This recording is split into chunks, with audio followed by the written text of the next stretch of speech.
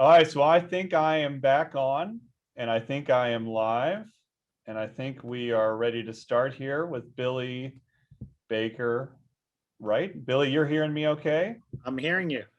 Okay, and Cassidy, I know you've muted your video, but I think you can hear me okay as well? I can. Perfect, thank you. So welcome, everybody. I really appreciate everyone who's making the time to join us today for the next in our keynote speaker series, which is our interview and time spent with Billy Baker, who, among other things, and I'll get to in a second, has written a really impactful book for me, and I think it'll be an impactful story for others, called We Need to Hang Out, which is a memoir of making friends. So my name is Ben Kaiholtz. I have worked with the Trilogy team. Trilogy started in 1999. I joined in 2001.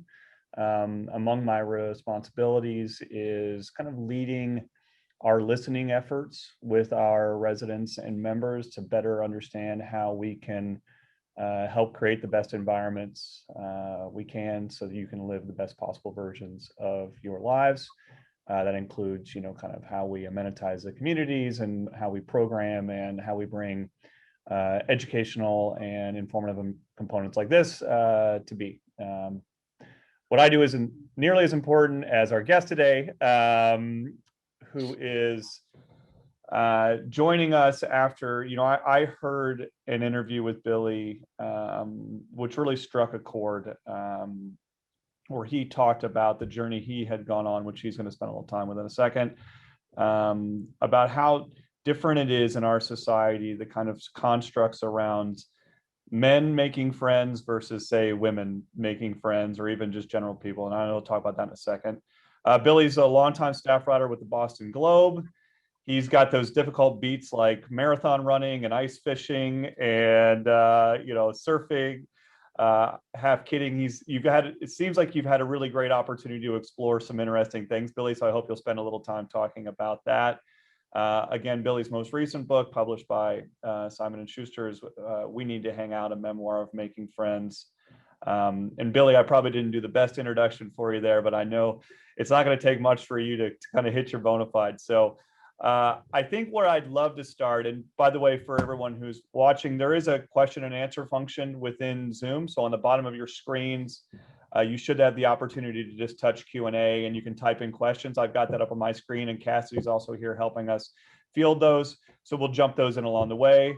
Before we get to that, Billy's going to spend a little time telling us the story and we'll have a conversation. So Billy, you launched this, you wrote most of it more than a year ago, before our lives really kind of understood isolation and what that means. So maybe can I give you a little room to talk about your story and how we maybe came to be here today? Sure. Yeah. So I've been a feature writer for the Boston Globe for a long time, and my shtick is normally to write happy, quirky, fun stories, outdoors sort of stories. And one day, the editor of the Boston Globe magazine sent me an email and said, "I have a story I think you'd be perfect for." And this is one of the oldest cons in journalism, but it works because it feeds the ego in just the right way. So I marched down to his office expecting, that sort of story. And instead he looked at me and said, "I want you to write about how middle-aged men have no friends." And it hit me. I mean, in a quick second, I'm going through this existential crisis, trying to figure out, like, why am I perfect for this story? Am I middle-aged? This was like 5 years ago. And as I'm essentially beginning the process of trying to talk my way out of this story, in my head at least, the editor is sitting there rattling off all these crazy things, beginning with the statistics that really paint a picture that everyone, not just middle-aged men, but we in America are in the midst of this full-blown loneliness epidemic. And the numbers were staggering across the board, but they seem to be most prevalent with men. And the other thing he was talking about was that epidemic is leading to massive consequences for our physical and mental health. I got the mental health side of it, but he's sitting there rattling off basically everything you don't want to get: cancer, diabetes, obesity, you name it. Having a poor social life dramatically increases your chances of things like dying.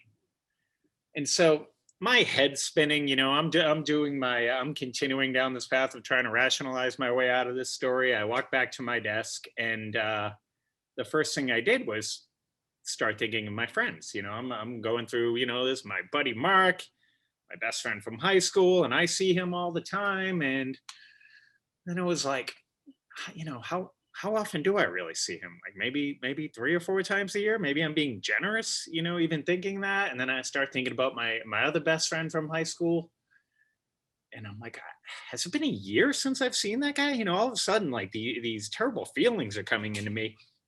And I think what stung most of all was, by the time I sit down at my desk, I'm like, you know what? I am perfect for this story. And it's not because I felt like I was special in any way. It felt like I was pretty typical, because the reason I wasn't seeing those guys were the same reasons they weren't seeing me. And it seemed to be happening, all around me. So I took on the assignment.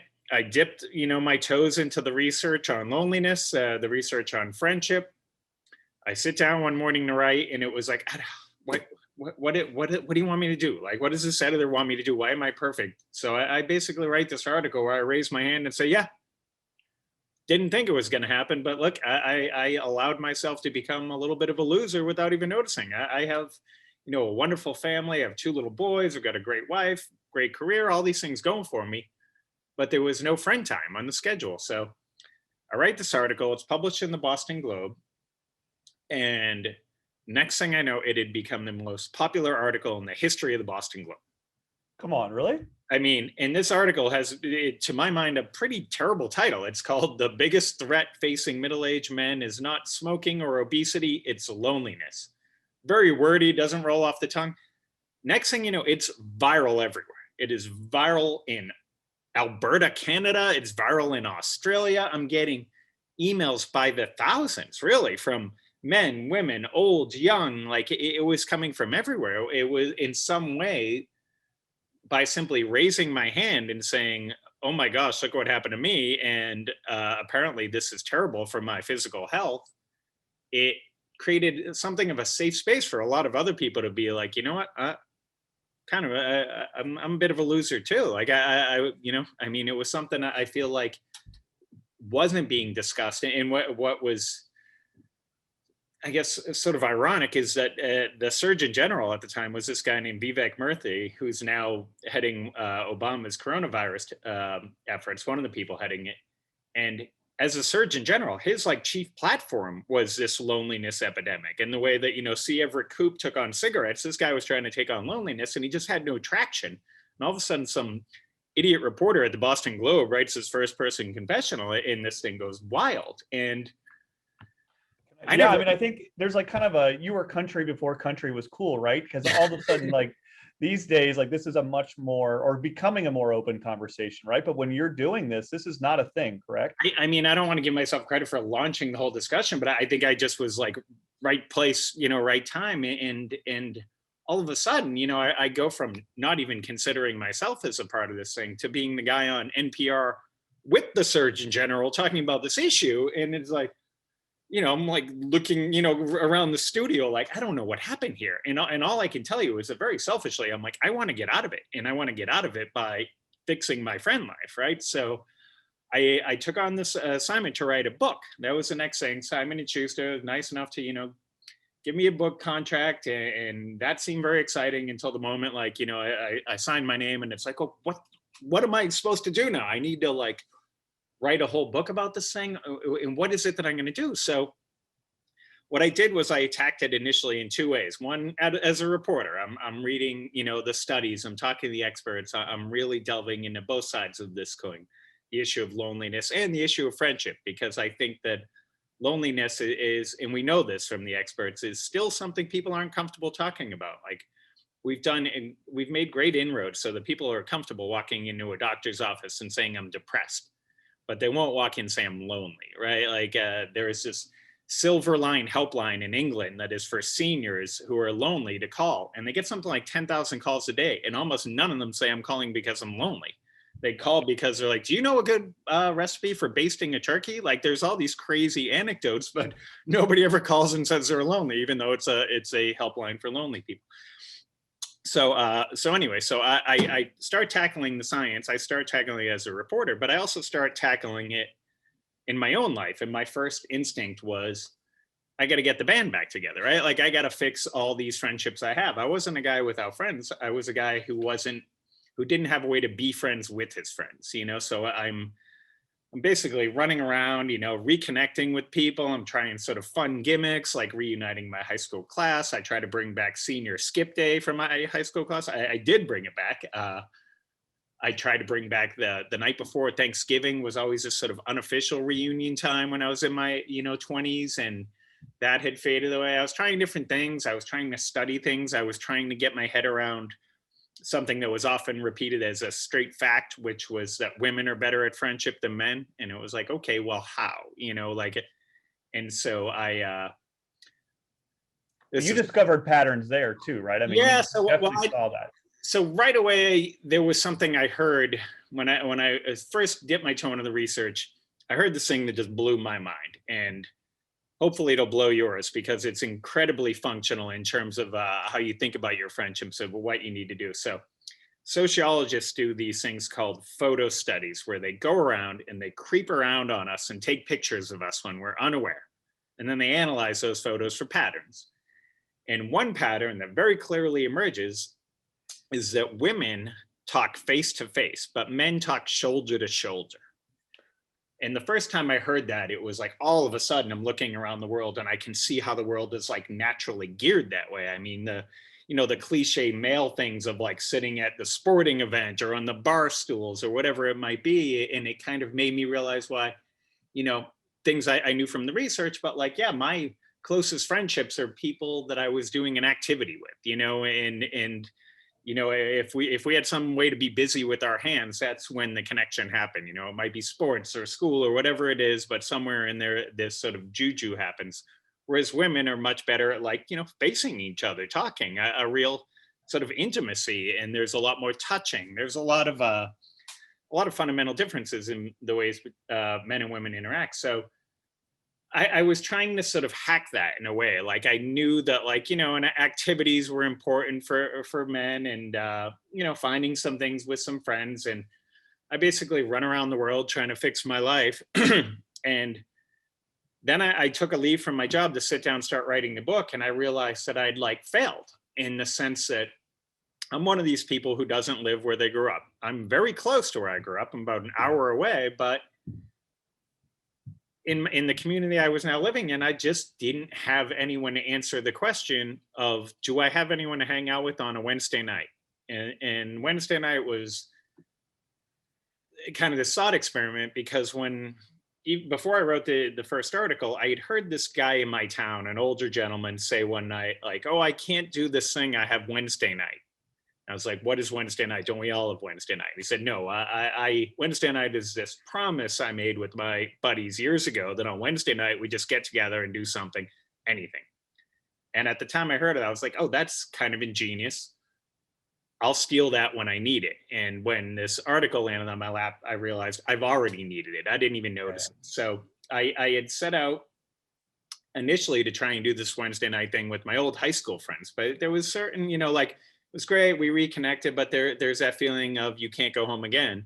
And it still didn't change the fact that I'm sitting in my room doing the loneliest thing I know of, which is writing about loneliness. And I'm looking out the window and going, I still don't have a friend for a Wednesday night. So what I ultimately did was try and solve that by stealing an idea that I'd heard about from all the Australians that read my article, which was something called the men's shed. And a men's shed is exactly what it sounds like. It's just a shed where men hang out. And it was born in Australia in the 1990s when an older gentleman threw a fit at a senior center. He just threw a tantrum one day and starts yelling at the people running it that all these activities are geared towards women. You know, it's this and it's that. None of this stuff is for the guys. So I'm going out back. I'm cleaning out that shed out there that no one uses. And that's for the guys. So that's going to be our thing. We're going to hang out there. That little shed takes off, gets a little bit of publicity, and next thing you know, there are 1,000 of them in Australia. And now there are 1,000 of them in Europe. And before COVID hit, they were opening at the rate of about one per day somewhere in the world. So I basically stole combined this Wednesday night idea with this men's shed idea. And to solve this issue of having friends in my daily life, having friends on the calendar, having friends as a priority when I wake up every day, what I had to do was make new friends.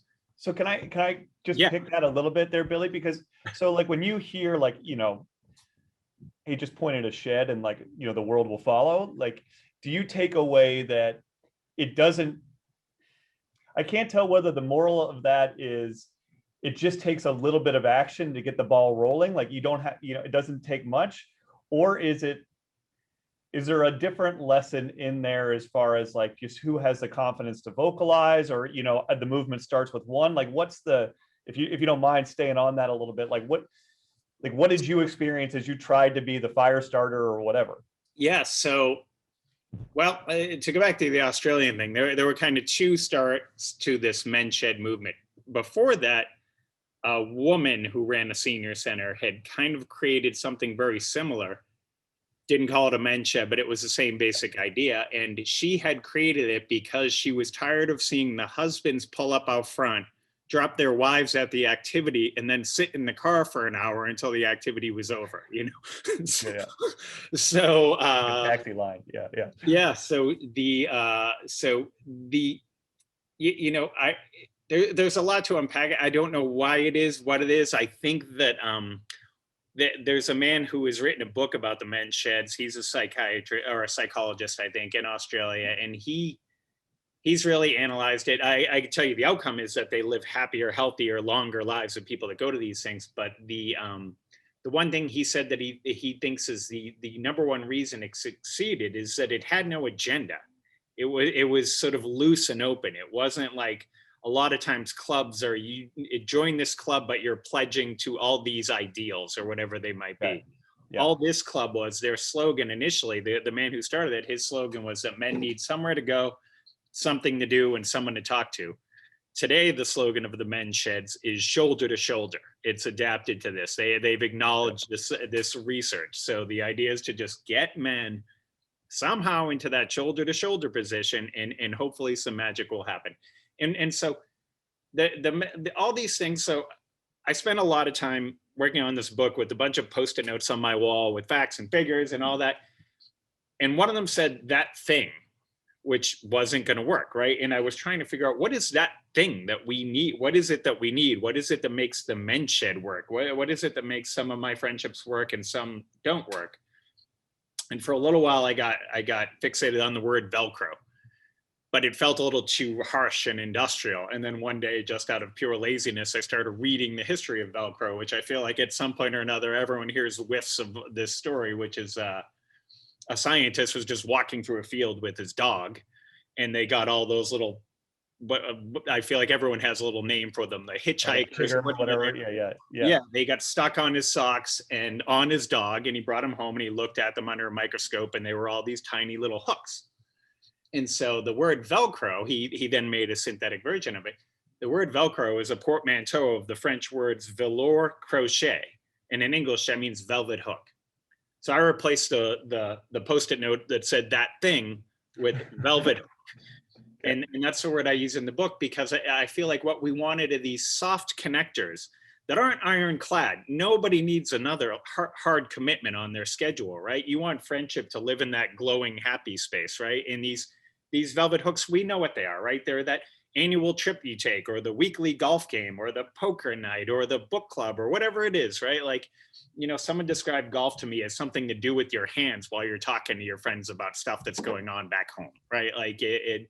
And so I think that the short answer to that, the long answer I've been given about the men's shed, why did it work? It was just a simple velvet hook. So yeah. So I saw some questions popping up.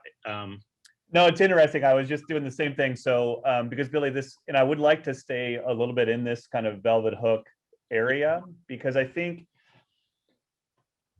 a lot of the folks that say are considering communities like the ones that we create are kind of leaving, the classic cul-de-sac, right? They're in their home, they raise a family in that home, they kind of have the experiences you have of that part of your life in your home. And, obviously, like, 55 or 60 is super young still, right? So there's this whole like world ahead of you, and people are going, well, hey, is that actually still the right fit for me to even set velvet hooks? Because you think about like the velvet hooks that you might set could be around these things that are, whether sometimes they're like dysfunctional, right? Like kids sports, or I guess these ways you kind of work to bump into people. Right. But now you're describing what I think actually takes place in our communities more, which is there are guys and women too, but guys that are like, they're kind of opening the vulnerability a little bit to say, hey, look, I want to start a cigar group, or I want to do cycling, and I guess I just want to kind of probe what you found as far as like, I know you're going to say the juice is worth the squeeze, right? Put the effort in because it's worth the reward. And I'm just wondering if you could speak to like what works best or doesn't, or like, I don't know what to take away from that. Well, let me say this way before we came on, and I was watching that video of one of your communities. I feel like everyone that's watching this that lives in one of these things, you've already made this first vulnerable step, right? You've announced to yourselves like, we want to pursue a better life, right? We want to live somewhere good. We want to seek out community. You uprooted and moved to one of these places. So like that's in some ways the first step, is like being intentional about like, I want to go and connect and make friends. So you're probably lucky in the sense that when you say, I want to start up a cigar club, that you're probably surrounded by a lot of people who are like hoping to find something like that, right? Yeah. So hopefully that's an advantage to your communities. I mean, the problem is, I'm a little bit younger, and I think sometimes guys at my age, we're still shaking off that like puffed out chest competition, right? So like, the easiest thing to say when I say, hey, I want to start a cigar club, is for someone to then crap all over the idea or cigars or whatever, right? Like, we compete with ideas in some way. The best way to win that moment is to just crap all over it, and in the book, I dabble a little bit with this concept of like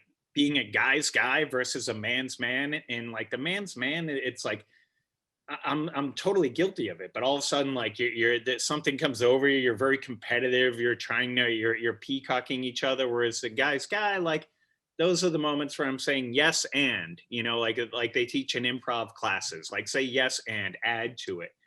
And sometimes, I mean, watching that video of your place, I mean, it's like y'all moved to vacation, right? Like you should be in a good mood when you wake up every morning, right? Like I hope to do the same, so hopefully, that you're in a perfect environment and laboratory for finding people who are receptive to it, but you need to make and so my book is, if anything, is a story of me making the first move, making the effort, when I ultimately started this Wednesday night group for guys,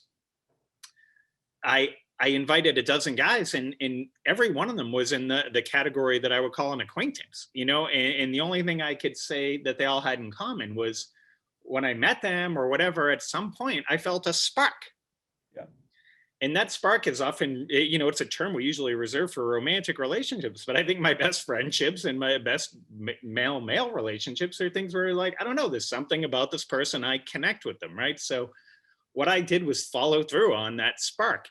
And to do that meant putting myself in a super vulnerable position, which is a position that men are raised to avoid at all costs. And I could say that every time I did it, a panic went through my body, but every time I did it, it was reciprocated with gratitude and vulnerability. So I gathered these 12 guys together. I got a barn for us to hang out with on Wednesday nights, and I give them this long spiel as to how we're all going to be best friends for the rest of our life. And then it went quiet, and it was awkward, and I was panicked, and I felt like I was back in high school.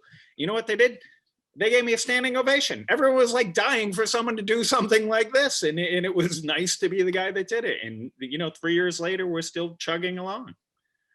Yeah, that's such an interesting, because it is, whatever, making the first move or whatever, that's the hardest one. And I'm sure, and I know you talk about in your book, I enjoyed the part where like some of the praise was like private at first, like, oh, hey, I'm not going to tell them how great it is like in front of the group, but hey, man, like, good job. And then they kind of warm up to their own, vulnerability in the responses. Okay, so there were things that you found, I think, is there is a really interesting thing as far as your look backwards. You know, you have a friend Rory, and you've mentioned friends Mark, like people that were kind of from your past life that you have Right. this shared bond with, and then you also have these, you know, new people that enter your life. Can Okay. you speak to kind of like maybe, you know, how the dynamic is different between the kind of, you know, these established versus new people, and how you balance that, or what you learned? Yeah. So we know from studies that when people are asked to name their best friends, they invariably name someone that they go way back with, right? Someone from childhood, maybe high school. College is sometimes a cutoff. And for whatever reason that is, it means that sometimes I think I gave less value to friendships that may have been more current and valuable in my day to day. And it could be as simple as the person that sits next to me in my office, you know, or whatever it might be, the people I talk to all the time. And it always felt like investing there would cheat these relationships that are supposed to be the ones that mean the most, you know, to my best friends. If I'm hanging out all the time with this new person, I'm screwing over the old person. So I think I wrestled with that for a little while. And then I heard Mindy Kaling, the actress, say this throwaway line on her TV show one day, on her sitcom. And one should never take advice from a sitcom, but she said that a best friend is not a person, it's a tier. And when I started thinking of it in that way, you know, investing in new friendships wasn't insulting the old one. It was just adding more people to this podium, you know, to this pedestal of like people that I love so much, I consider them to be best friends. So you know, by doing what I've been doing, I've actively converted 4 guys that were acquaintances into fully functioning everyday best friends in the last few years. Okay. You know, which is not something and I have stronger relationships with the best friends from the past, but the truth is the friendships that mean the most to me right now are those newer best friends, because they're in my community, they're in my daily life. You know, we see each other on the regular. I feel like when COVID hit, so I finished the primary reporting of the book right before COVID hit. You know, the stuff that's in the book is basically, you know, it almost summarizes life before the biggest loneliness crisis in human history arrived. And I feel like when COVID hit, there was something special about it. Just seemed to happen naturally with any tribe, any squad I'd ever been a part of. We kind of reconnected. You know, it was like someone would send the group text or say we should do the Zoom or whatever it is. And we know that, you know, historically speaking, that in times of great tumult is when people come together. And there's a lot of questioning of in science, why do we actually need friends? We actually live in the first time in human history where you can live your entire life without needing a friend. You know, you don't even need to see people. You could have it all delivered to your door. You could work remotely. Why do we need them? And the best guess is that we like to have them around in case stuff goes bad, you know, in case it hits the fan, you know. And so it felt very satisfying when COVID arrived, that all of a sudden I realized how lucky I was to have so many various groups. You know, we all have these circles from different points in our life, but the group that meant the most in that time were the group, again, that was like around me at that time. You know, like, I mean, it would, you know, the safest thing I could do was have like a backyard campfire with some buddies, and they were the buddies that live right near me, right? Like we weren't like traveling or doing all these things. So for the people in your communities, I imagine, you know, what you probably think of as the best friends you're ever going to make are somewhere in your past life, but that might not be true. That almost doesn't have to be, you know, in theory, it should be the people who are in your daily life now. You know, if you want to reap the incredible health and happiness, friendships, benefits of friendship, it needs to be in your daily life. You know, it needs to be something where when you wake up every day and think about all the stuff you need to do, friend time needs to be budgeted right alongside all these other things that you might be doing to keep yourself healthy and sane. You know, hanging out with the boys, the girls, whatever it might be. You just have to do it. And if I had been told that, you know, what seems to be the truth, if you don't want to see the doctor, see your friends, like I feel like I would have canceled my gym membership years ago and just farted around with the boys. Well, I think, by the way, I love there's a line in there, like, I can't remember, it was in an interview or in the book, or like, you know, you're better to eat, what is it, like, you're better to eat wings with friends than broccoli on your own. Yeah. Which is a really great line, and it summarizes a lot of your thing. Can you, while we're on this, and I don't want to stay too long on here, but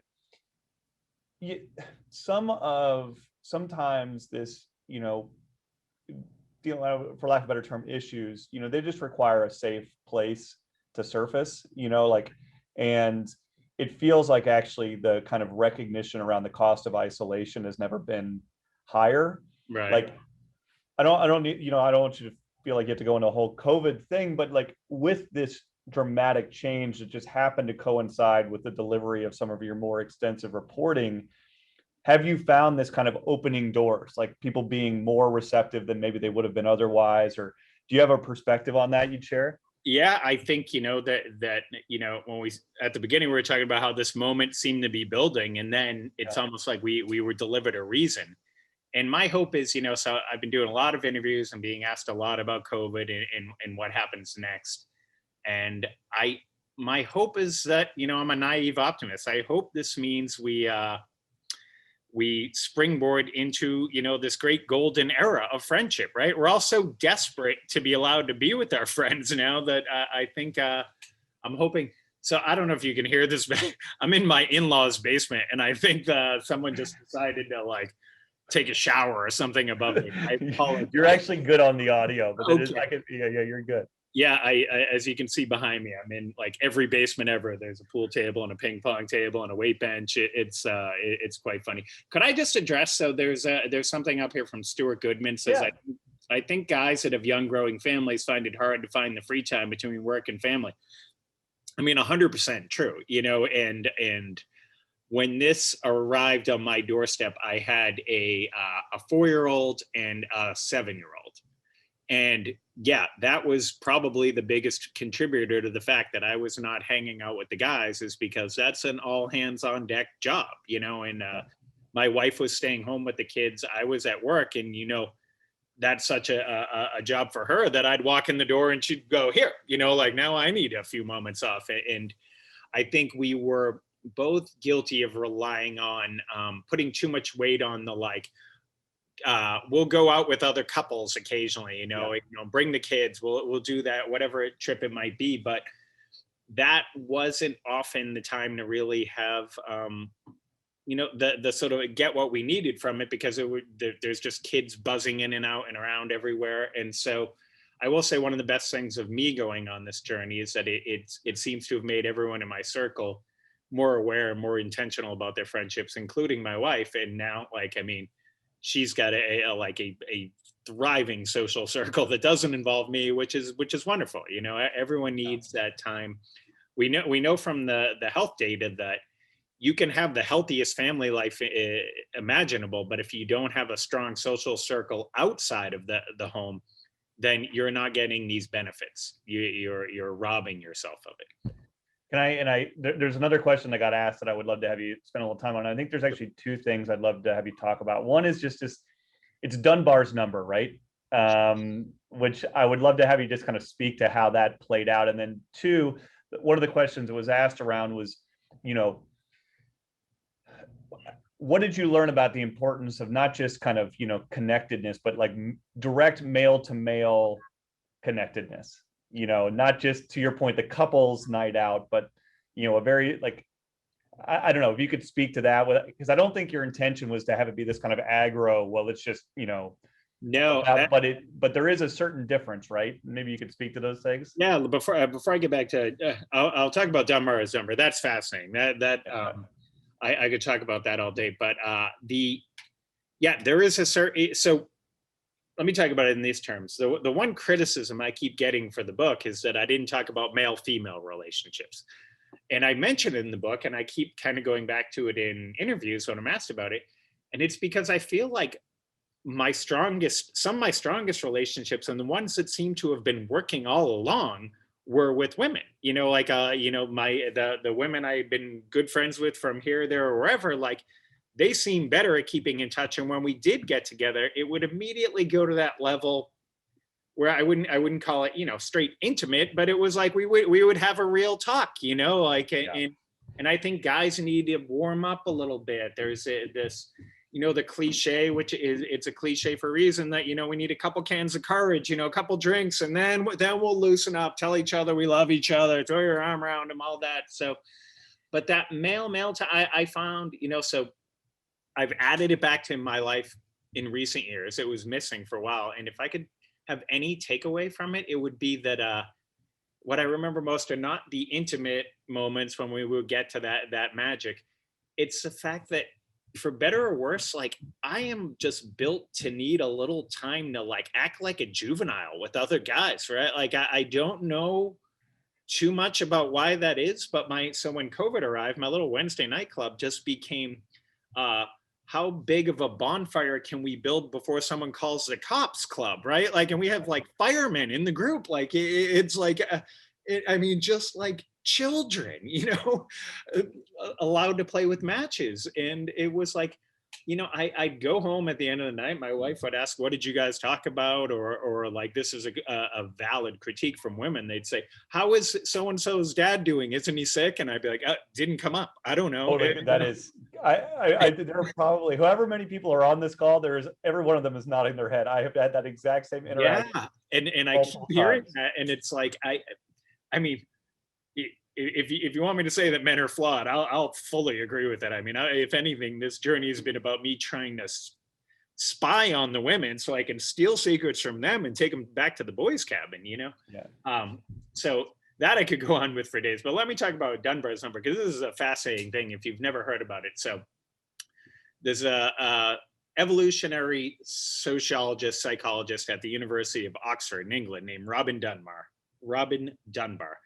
And he studied primates, and he came up with this theory that the size of a social group in primates corresponded directly to the size of their neocortex. However big it was, that's how many people they had in their social group. When he looked at the human brain and extrapolated out from there, he came up with this number of 150. That's how many social connections a human brain can actually, meaningful social connections a human brain could keep. We know about 1,500 people. We can put a face to the name for about 1,500 people. But in terms of people that you actually have a real connection with, 150 seems to be about the cutoff. And people come in, people come out of that 150.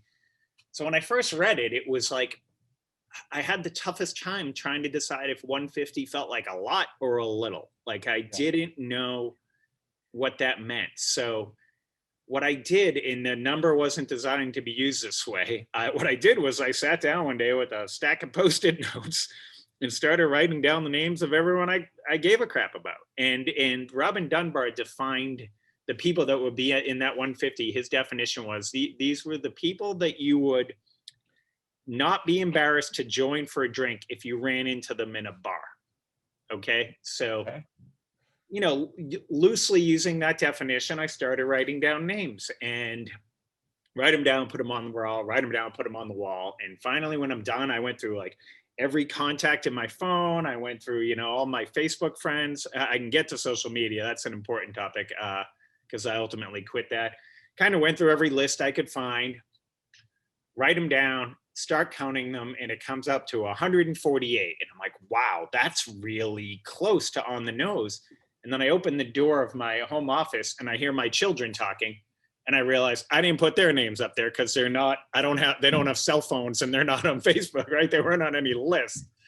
And so I add their names and boom, dead on 150. And there was something very liberating about doing this, where it was like, okay, Robin Dunbar is a genius. And also, when I was making that list, I allowed myself to be surprised at people who they may have been years gone from my life, but it's like, I still, love this person, for lack of a better term. I still feel connected to them.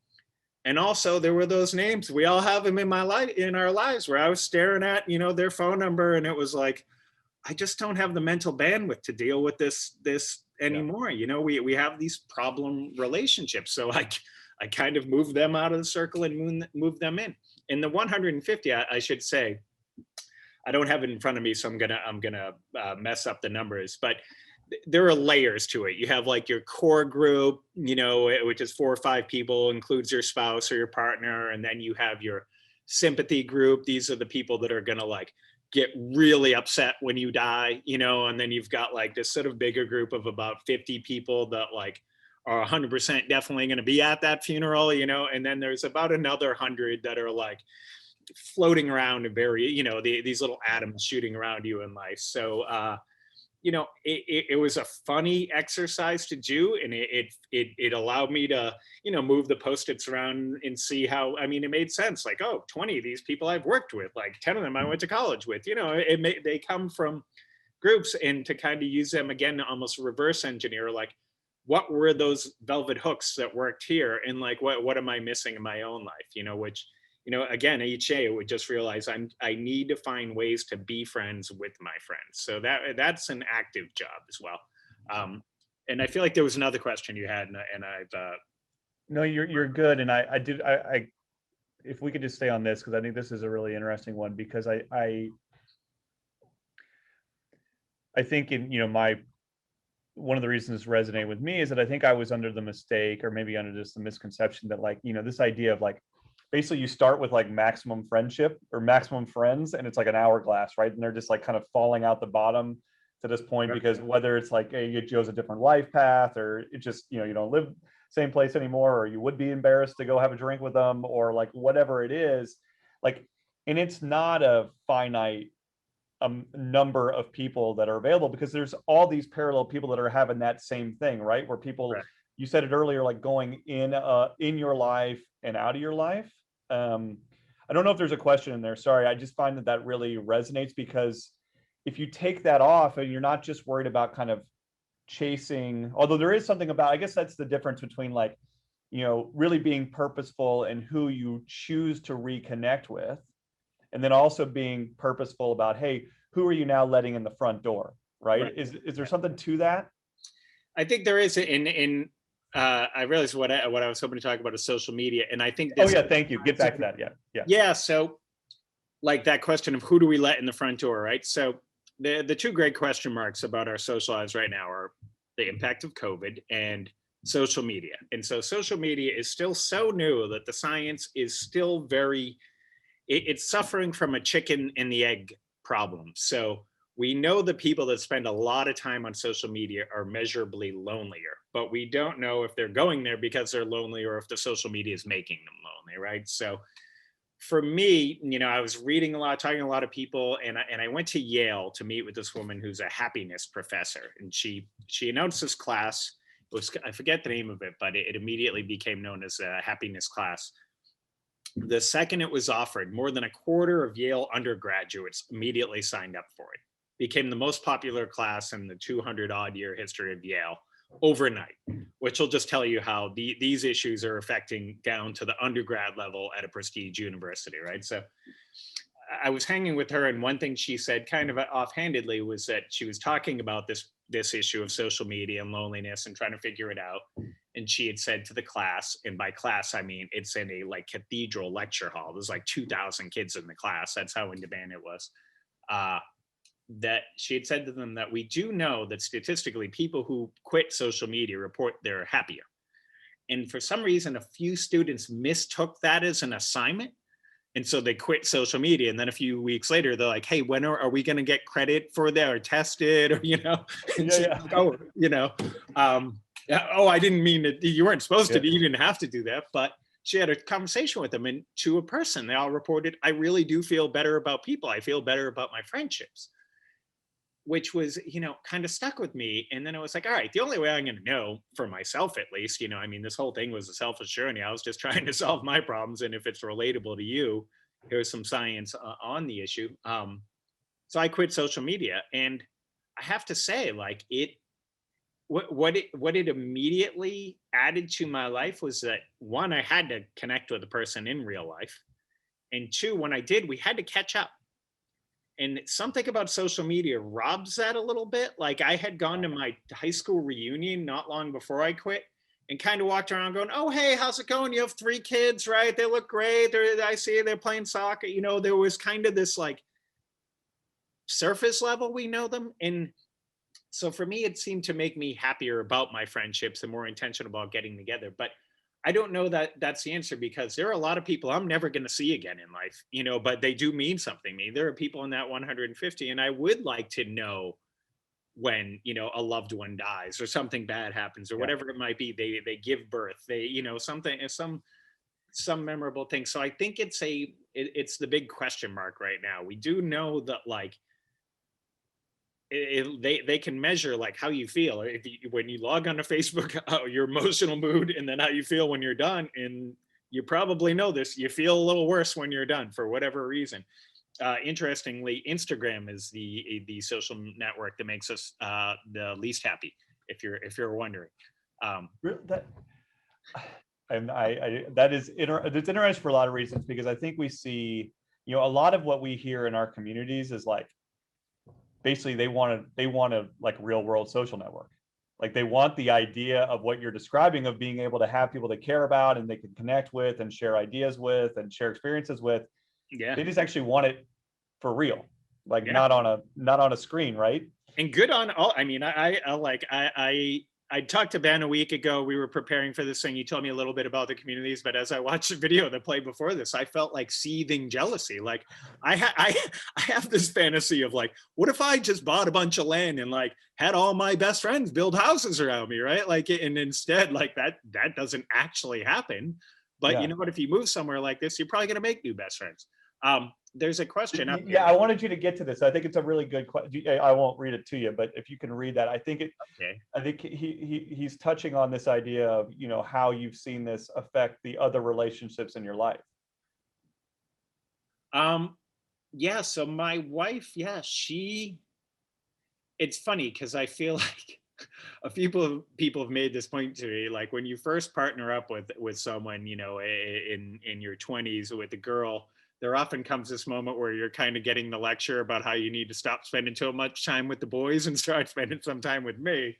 And then years later, it's the same woman saying, you need to get the hell out of this house, right? You need to go do something. So I think she will tell you that I'm a happier person. I'm a better husband. I'm a better father, and I like the fact that I'm teaching my children that like, it's okay for dad to have some dad time and mom to have some mom time.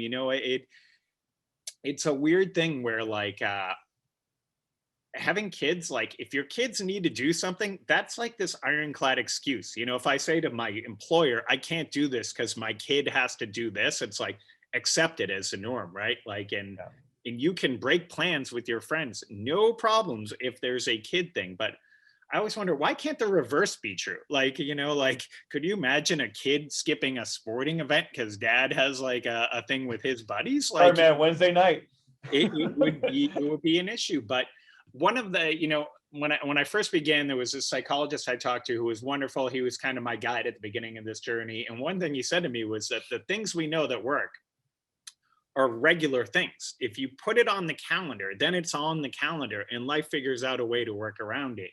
Whereas if you try to schedule anything, it's a nightmare. And I mean, no one needs to be told this, right? Like you try and get the old crew back together and someone says, let's throw out some dates. And next thing you know, you're realizing this is never going to work. Like there is not a weekend that everyone is available. Like a shuttle landing or something, right? Yeah. Yeah. I was on this panel at South by Southwest a few years ago, the big festival down in Austin. And one of the other guys on the panel had invented an app, and all the app did was allow adults to schedule play dates. And it was like, someone would say, we're all going to go bowling, and then throw out a few dates, and everyone would have to like check off the dates that work for them. And the second you hit so that it worked for everyone, it went immediately on to everyone's Google Calendar. Like that's all the thing did. And I was like, I hope you make $1 billion, because like, yeah, man, I need that in our communities. Oh, I mean, we've all been on that like group text or email where pretty soon it just becomes so aggravating. You're like, you know what? I'm out. Like it's just not going to happen. Maybe next year or never, Yeah.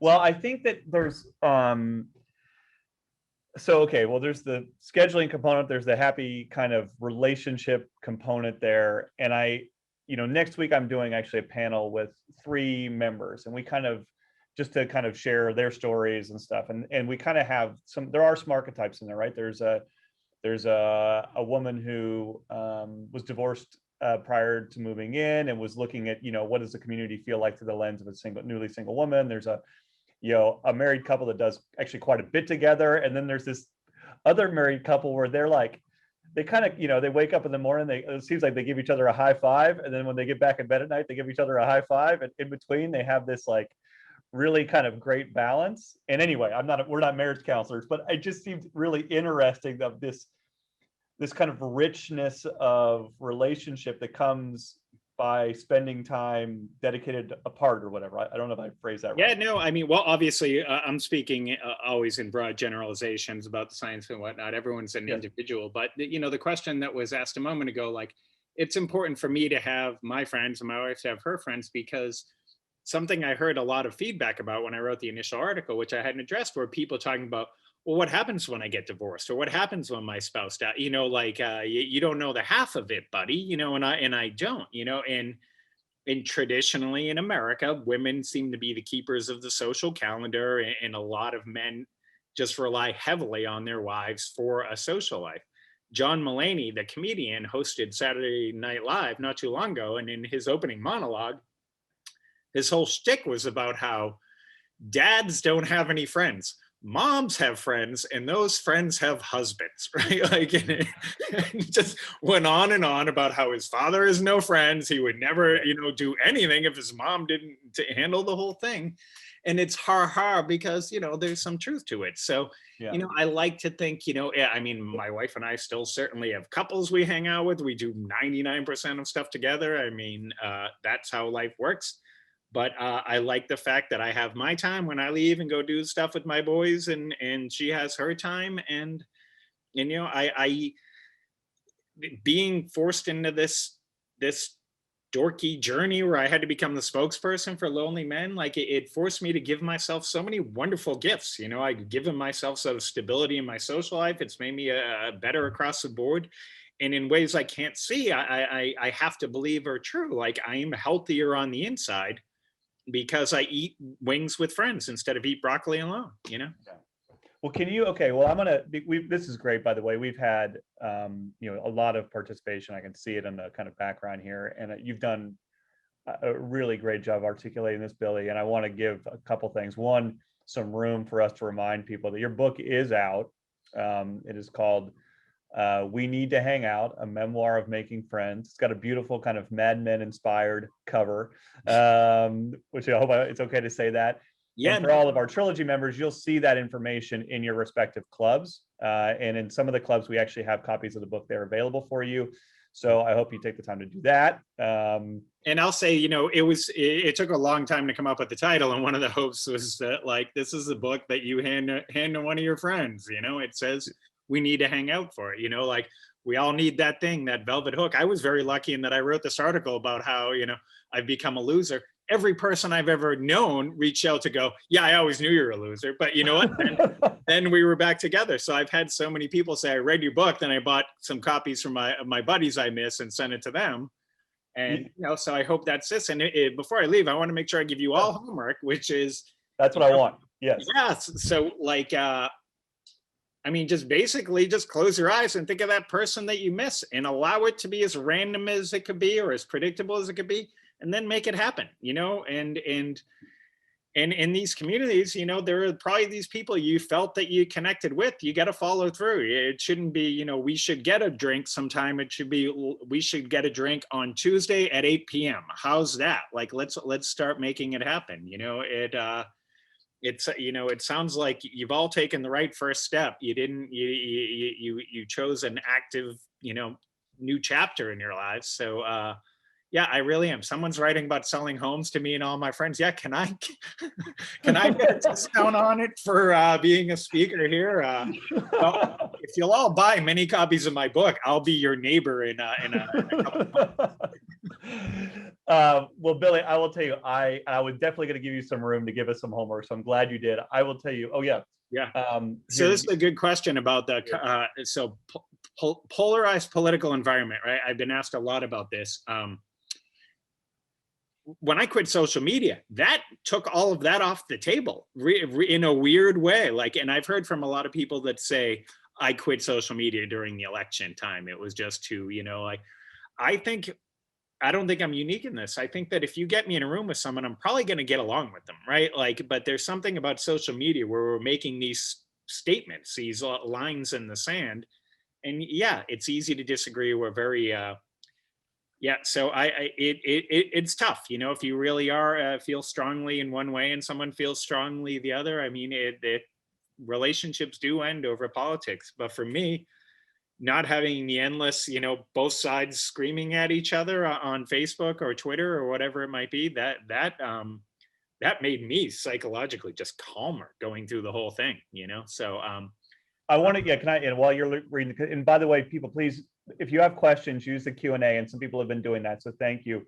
Billy, while you're doing that, I will say, my wife and I have been using this kind of technique of, trying to disarm that as early as we can with some kind of, gosh, it's so difficult to be out in the world these days and kind of navigate away from political conversation. So we've just decided to basically stop having it. And you kind of insert that somewhere early in your dialogue with a new person. And it kind of, I think it's been really helpful to us in just framing the kind of ground rules, for lack of a better term. Because then you can just, anyway, I don't know if that you're nodding. Yeah, no, I mean, we hear a lot about how we're this divided country, and it's like, I think we're very divided in that one way, right? But the rest of the time, I mean, I think we're very helping and caring and gregarious towards each other. And there's a thing about for people who recently moved the trilogy on how to break the ice with neighbors you haven't met. I mean, those neighbors moved to Trilogy for the same reason you did, right? They were hoping to, make new friends and do these things. So I'm hoping. I don't know. I might. And sorry, go ahead, Billy. Yeah, no, I will say I keep talking about things as if they're the easiest things in the world, and they're not. Like if you were to take a look at my book, it's basically a story of failure after failure to get to these magic moments. It took some effort, and it is awkward. It is. There were many moments where I would feel like a little kid again, my heart fluttering, afraid to, follow through on this thing I was about to do. And, I'm glad that never goes away. I was recently in my car with my 11-year-old son. COVID has just played havoc on childhood at the moment, right? And so we're sitting in the car, we're coming from picking up books at our local library, and he saw a group of kids from his grade walking by on the sidewalk carrying a basketball.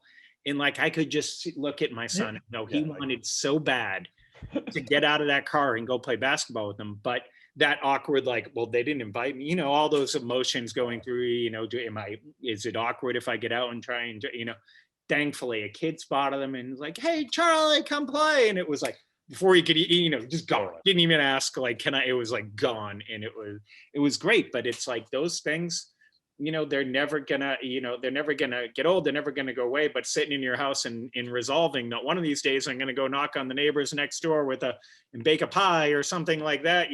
Today's as good a day as any, right?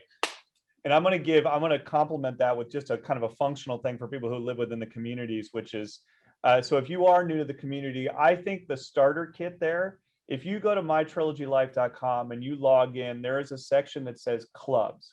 And that is member-led clubs. That's people who live within your community who have started an interest group. And most communities have they all have dozens. Many have, 20, 50, 60, 70 interest groups, whether it's classic cars or cycling or running or walking or reading or wine or gourmet food or whatever it is. And all of those have one of your fellow neighbors is the leader of that club. Their contact information is on there. They're always looking for new people to connect with. So as far as the kind of, how do I unwrap this being a new person moving in with lots of things closed, that would be where I would start. And to my understanding, a lot of them are doing, COVID friendly versions of whatever their activity is. So I would encourage people to do that if you haven't done that already. And yes, I love Richard just came in with a generally good rule of life: no politics, no religion, no sales pitches. Yeah, it's that simple. But this is a fun talk. It's weird to be talking and knowing I can't see people, but again, I feel like anyone in any of these communities, you've already made the first step, so you might as well make the second one too, right? If you're feeling that there's something you want to do or try. I mean, it's funny. I thought about starting a lot of clubs and whatnot on this journey, and one of them I thought of was starting a book club, which seems to be something that's predominantly female. And the reason I wanted to start one was because every time I talk to a woman about a book club, they'd all say, "Oh, we never even talk about the book."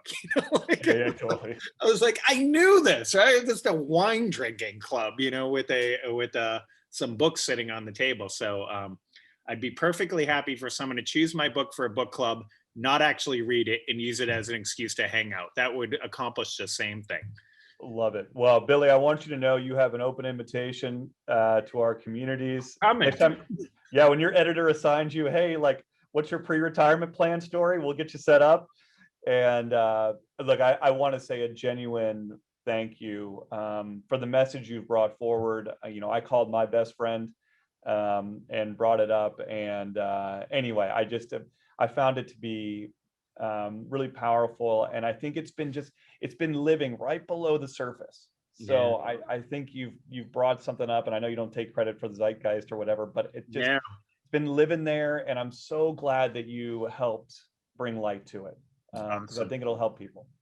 All right. Well, call your friends, make a new one. You know, it's the best stuff. We've been misinformed by the misinformed. The things that'll actually make you happy are farting around with your friends. So go do it. Thank you, Billy. You take care. Thanks for sharing some time with us. All right. Thank you for having me. Bye-bye now. See you guys.